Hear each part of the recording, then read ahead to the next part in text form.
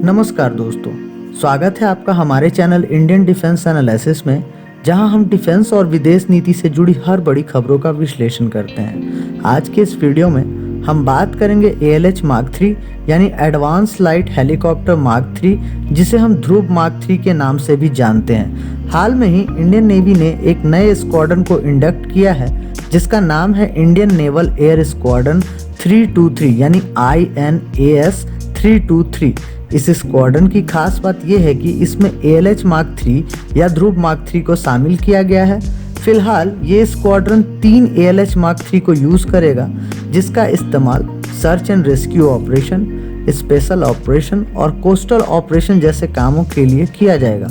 ALH mark 3 helicopter का इस्तेमाल day और नाइट दोनों ही समय में किया जा सकता है और भविष्य में इंडियन नेवी ALH मार्क 3 के 16 हेलीकॉप्टर्स को खरीदने वाली है। आइए जानते हैं ALH मार्क 3 के डिटेल्स के बारे में और साथ में ये भी जानने की कोशिश करेंगे कि ये हेलीकॉप्टर भारत के लिए कितनी बड़ी उपलब्धि है। जैसा कि आप सभी जानते होंगे कि इंडिया का जो एडवांस लाइट हेलीकॉप्टर प्रोग्राम है वो स्टार्ट हुआ था 1979 में। इस पूरे प्रोग्राम को इंडियन एयरफोर्स और इंडियन नेवल आर्म्स के द्वारा स्टार्ट किया गया था और इस काम को पूरा करने के लिए HAL को 1984 में कॉन्ट्रैक्ट दिया गया था, जिसके अंतर्गत HAL को 5 टन का एक मल्टी रोल हेलीकॉप्टर को बनाना था और उसी के बाद 1992 में इसने अपनी फर्स्ट फ्लाइट भरी थी। फिर इसकी टेस्टिंग की जा रही थी। 1992 से 2006 तक इसमें बहुत से मॉडिफिकेशंस की ज़रूरतें पड़ी। मेजर मॉडिफिकेशंस की बात करें तो इसके वेट को रिड्यूस किया गया, इसके टेल रोटर के वाइब्रेशन को स्टडी करके रिड्यूस किया गया और इसके डिज़ाइन में कुछ बदलाव किए गए। 2011 में इसके इंटीग्रेटेड डायनेमिक सिस्टम को मॉडिफाई किया गया, क्योंकि जो पुराना IDS था उसे बहुत जल्द ही रिप्लेसमेंट की ज़रूरत पड़ने लगी थी। दोस्तों, इंटीग्रेटेड डायनेमिक सिस्टम इंजन के पावर को गियर बॉक्स के थ्रू रोटर और शाफ्ट को डिलीवर करता है। हम हाल ध्रुव से जुड़ी दिक्कतों की चर्चा सिर्फ इसीलिए कर रहे हैं क्योंकि ये प्रोग्राम भारत का पहला स्वदेशी हेलीकॉप्टर प्रोग्राम था। यही कारण है कि आज के समय का जो एडवांस वर्जन हाल ध्रुव MK3 है, इंडियन आर्मी की सभी ज़रूरतों पर खड़ा उतर रहा है। जो भी दिक्कतें आई थी वो इंजीनियरिंग और डिज़ाइन से रिलेटेड नहीं थी, क्योंकि 1998 में परमाणु परीक्षण करने के कारण भारत पर बहुत से सैंक्शन लगा दिए गए थे, जिस वजह से इसमें डिज़ाइन के हिसाब से 1500 SHP के इंजन के बजाय 1000 SHP का इंजन लगाना पड़ा था और जो भी दिक्कतें आई थी वो इसी वजह से आई थी। लेकिन शक्ति इंजन डेवलप कर लेने के बाद इस तरह के प्रॉब्लम्स को भी सॉल्व कर दिया गया। 2011 तक HAL के तरफ से सभी ध्रुव हेलीकॉप्टर के बाकी वेरिएंट्स को भी लेटेस्ट MK3 के लेवल पर मॉडिफाई किया गया था। HAL ध्रुव के बहुत से अलग अलग वेरिएंट को डेवलप किया गया अलग अलग रोल को परफॉर्म करने के लिए, जिसमें मिलिट्री वेरिएंट और सिविलियन वेरिएंट्स को बनाया गया। मिलिट्री वेरिएंट की बात करें तो इसके 4 वेरिएंट का इस्तेमाल अभी के समय में आर्मी, एयरफोर्स और नेवी करती है। पहला वेरिएंट है ध्रुव MK1। इसे 2001 में मैन्युफैक्चर किया गया था और ऐसे टोटल 56 हेलीकॉप्टर्स को बनाया गया था। इसमें एक कन्वेंशनल कॉकपिट था जिसमें मैकेनिकल गेजेस का इस्तेमाल किया गया था। वहीं इसमें टर्बो मेका TM333 2B2 टर्बोसाफ्ट इंजन को लगाया गया था, जो कि एक फ्रेंच इंजन है। दूसरा वेरिएंट है ध्रुव MK2। ये MK1 से मिलता जुलता डिज़ाइन और कंस्ट्रक्शन रखता है, लेकिन इसमें कन्वेंशनल कॉकपिट को रिप्लेस करके ग्लास कॉकपिट को लगाया गया था। ऐसे 20 हेलीकॉप्टर्स को इंडियन मिलिट्री में शामिल भी किया गया था। तीसरा और चौथा वेरिएंट है ध्रुव MK3 और MK4, जिसमें MK4 इसका एक अटैक वेरिएंट है जिसे हाल रुद्र के नाम से भी जाना जाता है। हाल ध्रुव का सबसे एडवांस वेरिएंट MK3 और MK4 ही है। इसमें इस्तेमाल शक्ति 1H एडवांस इंजन को लगाया गया है।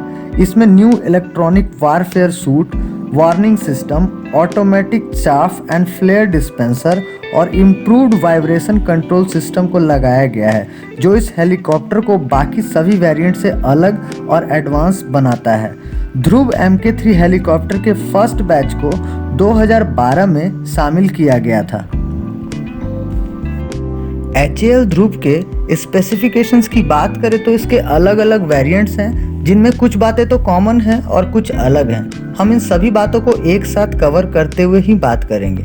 जनरल कैरेक्टरिस्टिक्स की बात करें तो इसमें 2 क्रू या 2 पायलट की बैठने की जगह है और 12 से 14 पैसेंजर्स को कैरी करने की कैपेसिटी रखता है। वहीं MK3 वेरिएंट के लिए इसका ग्रॉस वेट 4.5 से 5 टन का है। ये अपने साथ 1055 kg तक के फ्यूल को कैरी कर सकता है।